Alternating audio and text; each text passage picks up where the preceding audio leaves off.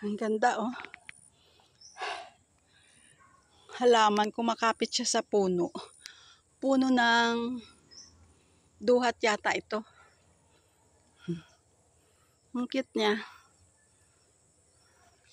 Ayan oh. Ang cute ng dahon. May nadaanan akong bayabas. Ayan, kinakain ko. Yung bayabas. Cute ng dahon niya oh. Ito pa isa. Ayan. Nakakapit sila sa puno. Ayun pa isa. Ibang klase naman. Nakakapit din sa puno. Ayan oh. Ang cute.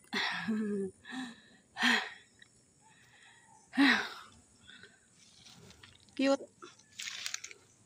Bali tatlong klase siya. Ayun yung isa. Tatlong halaman nakakapit sa puno ng duhat. Ito yung isa. Tapos ito yung isa.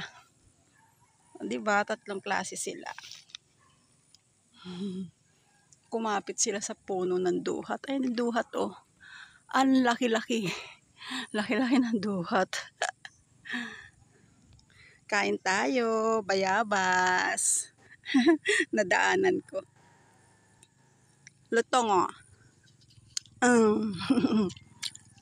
Yummy.